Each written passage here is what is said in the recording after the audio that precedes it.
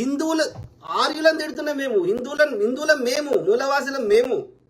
ఈ పర్షియా దేశం నుంచి వచ్చినటువంటి ఆర్యులను తిడుతున్నాం మేము, తిడతాం, బరాబర్ తిడతాం.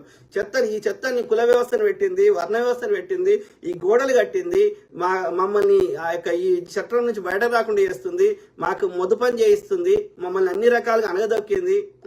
ఆ ముస్లిం రాజులు వచ్చినాక, ఆ బ్రిటిష్ వాడు వచ్చినాక మేము ఈ మాత్రం ఊపిరి పీల్చుకోగలిగినాం, 3 పూటలో 1 పూటలో తినగలిగినాం. లేకపోతే మా బతుకులేంది?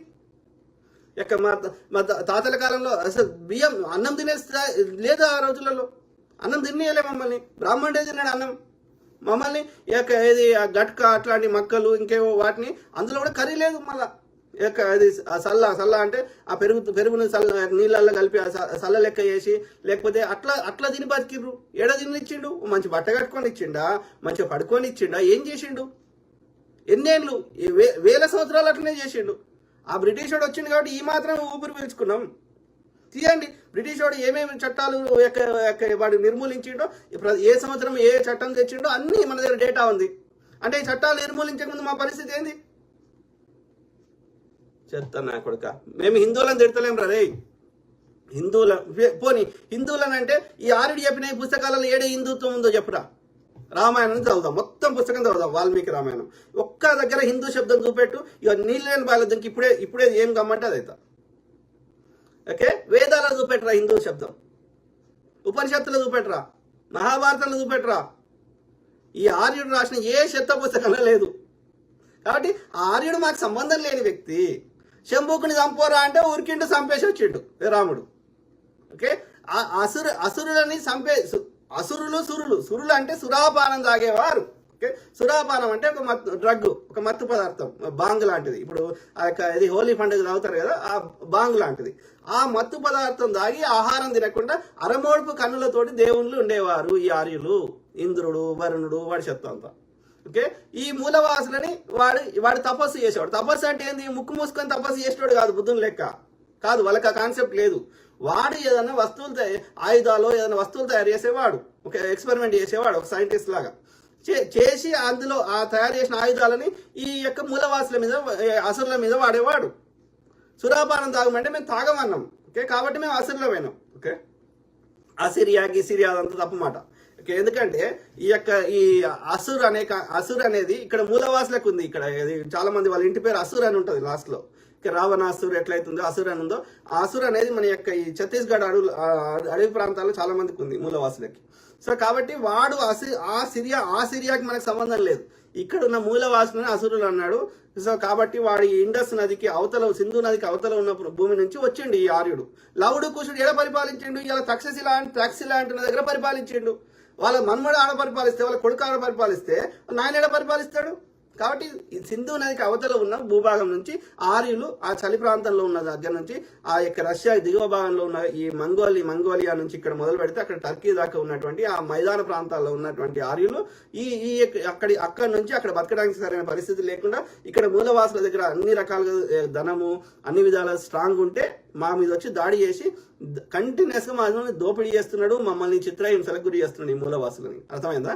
కాబట్టి మేము హిందువులం. ఓకే, మా హిందువులను ఇబ్బంది పెడుతుండ్రా ఈ ఆర్యుడు చెత్త నా కొడుకు. ఎక్కడి నుంచి వచ్చిండో ఆ మధ్య ఆసియా నుంచి దొబ్బేరా అని చెప్తున్నాం. అర్థమైందా? సో కాబట్టి మేము మూలవాసులం, మేము హిందువులం.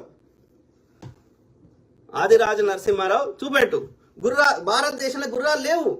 గుర్రాలు ఎక్కడి నుంచి వచ్చినాయి? సింతాష్ట్రా కల్చరు, మిదాని కల్చరు, ఇదంతా అక్కడి నుంచి వచ్చింది, మధ్య ఆసియా నుంచే.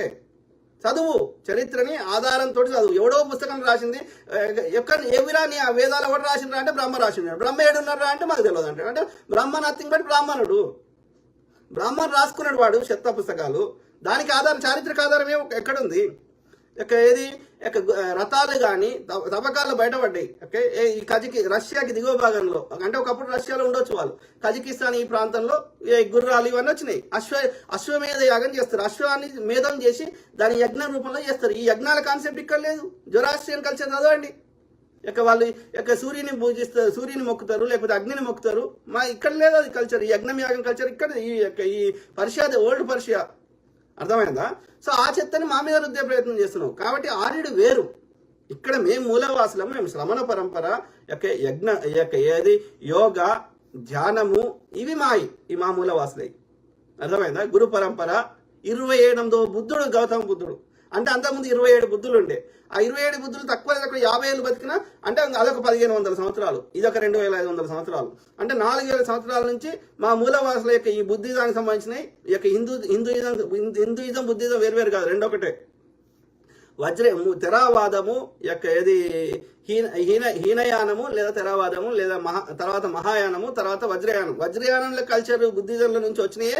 ఇలా ఈ యొక్క 90% ఆఫ్ ఈ దేవుళ్ళు దేవతలని ఈ యొక్క ఏమంటారు ఎల్లమ్మ, పోషమ్మ, ఈ గ్రామ దేవతలు, శివుడు, శక్తి, దుర్గామాత, ఇవన్నీ ఈ వజ్రయానం కల్చర్ నుంచి వచ్చినాయి. వినాయకుడు, ఇవన్నీ కల్చర్. వాటిని ఈ ఆర్యుడికి సంబంధించినవి కాదు అంటున్నాడు. కాదు, ఆర్యుడు తెచ్చుకున్న చెత్త బ్రహ్మ, విష్ణువు, తర్వాత ఈ యొక్క యజ్ఞము, యాగము, ఆవు గోమాత, ఇది వాడు తెచ్చుకున్న చెత్త. మిగిలిందంతా ఇప్పుడు హిందుత్వం అంటున్నదంతా ఎస్, అది హిందుత్వం, కరెక్ట్. హిందుత్వం ఈజ్ నథింగ్ బట్ బుద్ధిజానే హిందూయిజం అన్నాడు. వాడు హిందూ శబ్దం వాడు పరిశావుడు పెట్టిపోయాడు. వాడు ఎందుకంటే భారతదేశం రావాలంటే ఆ హిందూ నది దాటుకొని రావాలి, ఆ సింధు నది దాటుకొని రావాలి. వాళ్ళన్నీ హెచ్చుతోడు కలుపుతారు పర్షియా వాళ్ళు. అర్థమైందా? సంస్కృతం మాదెందుకైతుందిరా? అవస్థ జెండవస్థ చదవండి.